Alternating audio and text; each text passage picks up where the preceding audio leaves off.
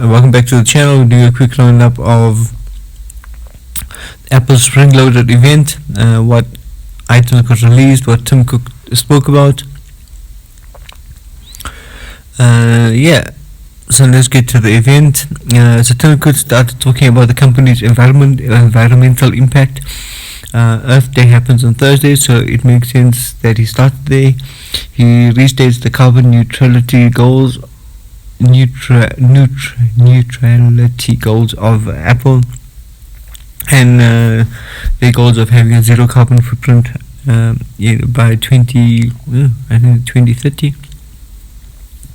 Then he goes on to speak about the Apple Card. Tim Cook said the Apple Card has been the most successful credit card launch ever, and starting today, the Apple Card will allow spouses and partners to hold a card together, so both will be able to use it to build credit. The Apple Card family also allows anyone in the family over 13 years of age to reap the benefits of using the card. Then he goes on to speak about the Apple Podcasts. Apple has redesigned the podcast app with a whole new look and introducing channels to help find new content from creators. There will also now be a subscription option, so creators can charge money for special access like early listening and special episodes. And then, of course, a very trippy release is the new purple iPhones. It is simply coincident that the new purple iPhone makes its debut on the 4th of the 20th. Maybe it's coming to the iPhone 12 lineup in a few weeks. Purple, maybe not for me. Then, of course, for the past 2 years, Apple has been speaking about the AirTags, and of course, the AirTags have been released with a fairly low cost price. So basically, it works on ultra wideband connection, a UWB, which is a low power, very wide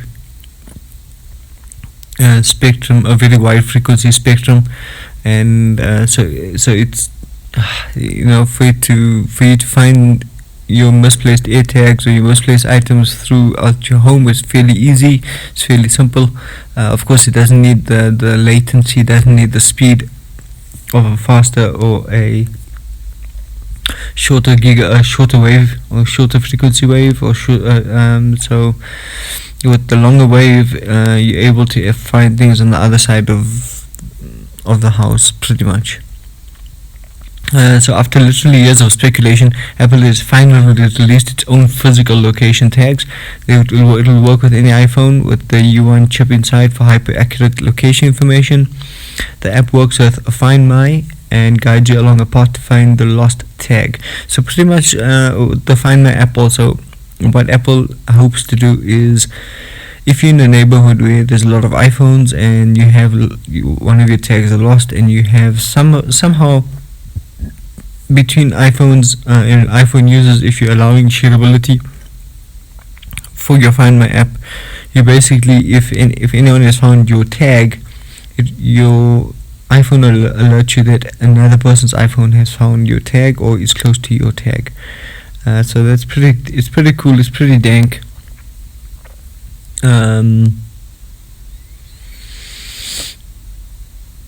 It'll pinpoint the location without letting you know who pinpointed the location, which is pretty sick. The app works with Find My and guides you along a path to find the lost tag. Apple says it has added unwanted tag detection, and other safeguards to prevent you from sneaking a tag on a person and tracking them. It comes in at a cost of $29 each and $99 for a pack of 4. You can opt for the fancier Hermes leather AirTags if you're rolling in Dogecoin profits. At the moment, we're not rolling in any Dogecoin profits. If any of you want to subscribe to my finance channel, you'll find the link in the description below. And then, of course, they're going to release the Apple TV. The new Apple TV remote looks better, but I'd still love more buttons. We're getting a new season of Ted Lasso in July. That's fantastic news. That looks like a new hardware too. Looks like there's new hardware too. And new Apple TV 4K gets the A12 Bionic chip, which allows it to play HDR content in high frame rates. The Apple TV now uses the iPhone's camera and proximity sensor to calibrate your TV's color. So that's pretty cool. So basically, you aim your iPhone at your TV and you can calibrate the color and the color option and the color temperature. Of course, this banks on the fact that the camera sensor should be slightly more sensitive than your eye, supposedly, but the human eye is pretty sensitive.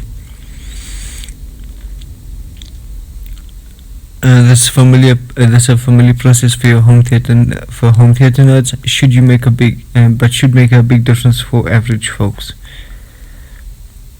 Apple finally redesigned the remote. Yeah, so apparently the last remote had a bit of a niggle where the Siri button was the main button, and whatever you wanted to press, and you ended up pressing the Siri button, which was quite annoying.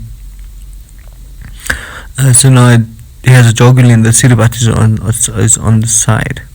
The new Apple TV starts at $179 with 32 gig storage, or $199 with a 64 gig storage, and comes with the A12 X processor. So it's not the A14, not the latest processor, but it's been a long awaited update.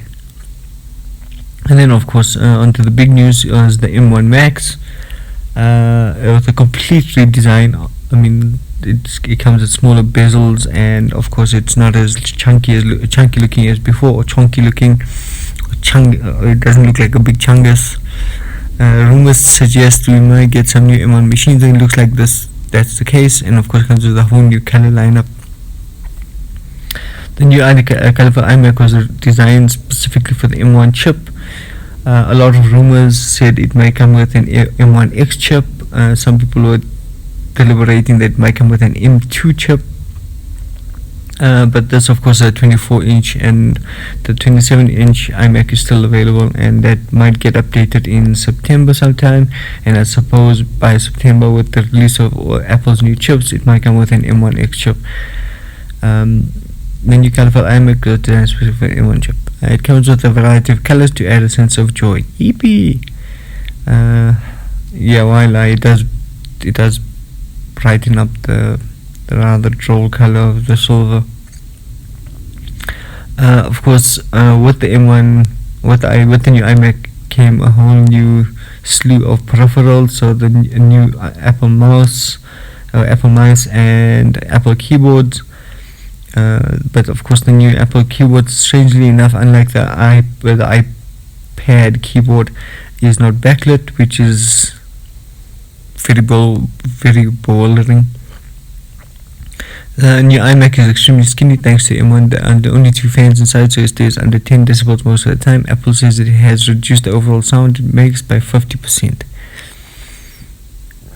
The 24-inch screen sits under one edge-to-edge piece of glass, 11.3 million pixels in the 4.5K Retina display, which is quite a huge display with a lot of pixels, so it's fairly sharp. A P3 gamut with a billion colors now make this thing seem like a monster. It has a rotary reflectivity coating to fight glare, similar to the previous iMac. Apple has upgraded the camera, microphones, and speakers as a nod to the pandemic video chatting boom. So yeah, the front-facing camera is 1080p, which is a pretty super camera. It has a 1080p camera with a larger sensor. It uses the M1's image signal processor to add some computational adjustments to the picture to make it look better. It also now has a 3-microphone array tuned to ignore noise from the system. It has a 6-speaker audio system inside. Apple is amped about the sound going on here. Apple says you'll notice a 2x speed bump, Apple says you'll notice a 2x speed bump in some resource-heavy applications like Adobe in the Adobe apps, which of course are now made native for the M1 chip. It doesn't use the Rosetta anymore as a third-party processor. The announcement lists a lot of arbitrary comparison numbers, but real-world tests show how big the difference is. I expect it to be very good though. The M1 is pretty dank. The computer has 4 USB ports, 2 of which are Thunderbolt. It has a new magnetic power adapter on its 2-meter cable. So basically it's MagSafe at its back, but they haven't called it MagSafe.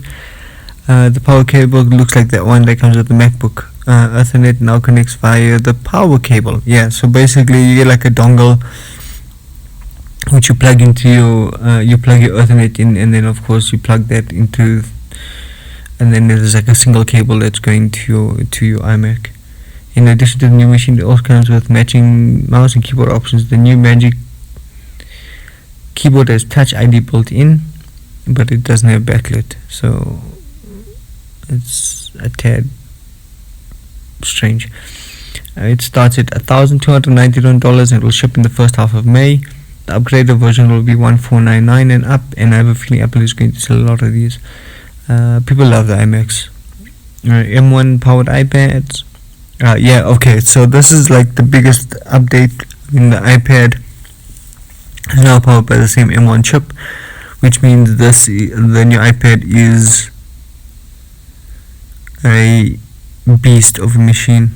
It has a new Retina display, which is like, I mean, the display is wait, hold on, it has to come to the display. Yeah.